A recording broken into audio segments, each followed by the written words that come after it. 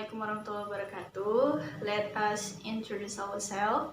We are from first group for English teaching media courses, and I'm Raisha Maria. And my name is Auliatul Fadilah. My name is Istifani. My name is Salpia Widyarti. And our friend Maulida Fitria Diningrum. And here we will going to discuss about academic writing. Definition of academic writing. Academic writing is a formal style of writing and is generally written in a more objective way, focusing in fact and not unduly influenced by personal option. It is used to meet the assessment requirement for a qualification, the publication requirement for academic literature such as book and journal, and document prepared for conference presentation. Characteristic. For the first one is informative.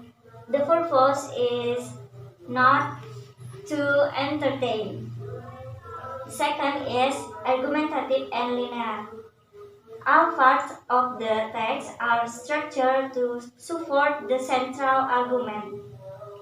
The third is phrases. You have to know the meaning of words and use them articulately. And number 4 is objective.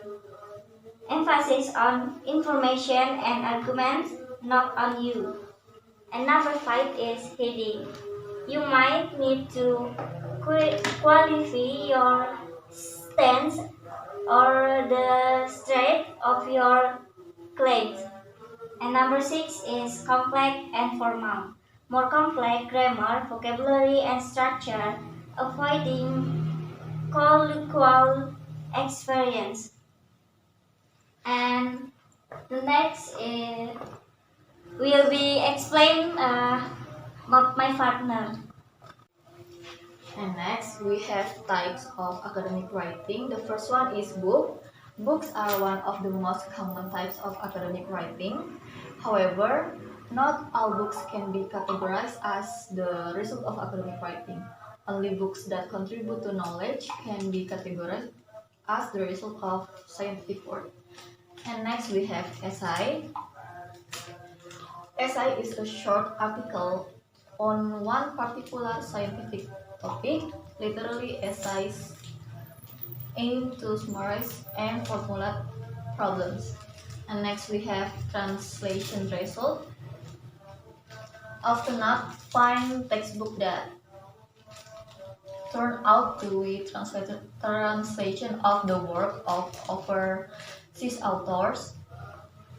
Well, the result of the such translation are produced as academic writing. However, just like books, not all translation can be referred to as contribution to science. And next we have paper or article. Paper or research are to be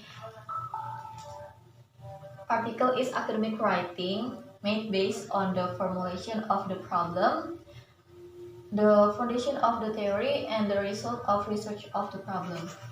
And next we have abstract. An abstract in academic writing terms is a 500 word summary containing a glimpse of the contents of your task of research paper. Usually the abstract is listed at the forefront of the research paper, precisely after the table of contents. And next we have explication. Explication is to decipher and prove the theory briefly. And next, paper conferencing. Literally, the research paper degree is superior compared to the conference paper. A research paper can go to the conference test before being indexed in a reputable journal. And next, we have scripsi, thesis, and dissertation. Are written works made by students as a condition of graduation in college. In Indonesia, thesis become a graduation requirement for bachelor degree for in bahasa we call it S1. Thesis for marker for master in bahasa we call it S2, and dissertation for doctoral degree in bahasa we call it S3. Thank you. And next we will explain by another my partner. Okay, the next is the purpose of academic writing. The most common purpose academic writing is to explain some idea or research finding and to persuade readers that your explanation is correct. Writers should be clear why they are writing. The most common reason for writing into the first is to report on piece of research the writer has conducted. The second one is to discuss a subject of common interest and give the writer's view. The third is to synthesize research done by others on a topic. And the last one is to answer questions the writers has been given or chosen. And the next is punctuation marks. Punctuation is used by the writer to help create sense, clarify meaning, or create emphasis within the writing. Punctuation marks are like signal to the readers as to how the pieces of text should be read, such as where to pause or stop, what words to emphasize, or where to raise or lower the voice is reading aloud. The first is full stop, used to mark end of sentence, and the next is hyphen, used to join two or more words together. There are no spaces on either side of hyphen. And the next is thus, used to place emphasis on the text after or before the dases. This is the opposite of parenthesis. And the next, used to indicate a pause and then use it to indicate a range. Okay, next is colon, used to precede a list of items or explanations. The next is comma. Comma is used to mark a pause and then to separate ideas or elements in sentence. Okay, then is semicolon. Semicolon used to separate phrases in a list or connect two independent clauses. It is stronger than a comment to not as strong as full stop. And the next is question mark. Question mark is used to ask a question. For example, is this trend of the future? And the next is parenthesis. Parenthesis is used to separate out information that's not essential to the meaning of sentence. The reader puts less emphasis on the words within parenthesis. And the next is exclamation mark. Exclamation mark is used to add emphasis or explain. And the last one is apostrophe. Yes, apostrophe is used to show on ownership and then to show when a letter is omitted. Okay, next is will explained by Nur Aisyah Amalia. Okay, next we will explain about academic writing features.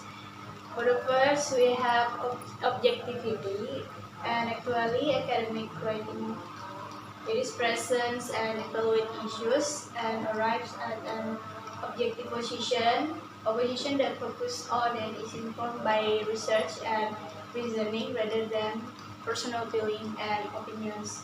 And especially for the words I, you, and we are usually avoided. And how to establish an objective distance. For the first, we using topics as an object, for example, in this sentence. And for the second, using a passive verb, for example, in this sentence, and using it as an empty subject, for example, in these sentences. And for the second one is hedging. Hedging language in Academic writing is used to express caution and avoid strong, qualified statement, and that might be easily disproven. For example, we can use the following claim is quite strong. We should use the relationship using the hedging tips, and you see the difference between this sentence and this sentence. You should use this sentence rather than at the above.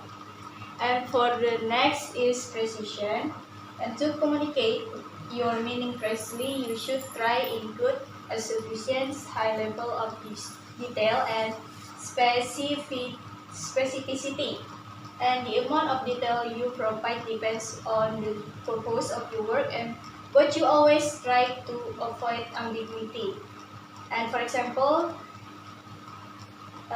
these two sentences, we should use this sentence rather than this sentence. And for the next is formality.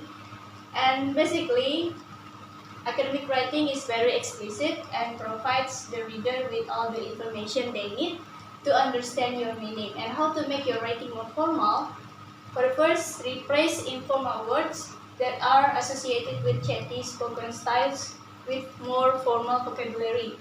And avoid rhetorical questions the reader cannot answer, and use full word instead of contractions, and avoid unspecified categories, and avoid colloquial language. And for example, the difference between these two examples. We should use this sentence kind of words rather than this sentence. Okay, that's all from me. Thank you. The last explanation of academic writing is citing and referencing. It is important to be able to explain the ideas of authors in our own words, because that shows us understand the concept and the information. And then how to citing the authors, APA format, and as author that pattern for citing authors, like this example.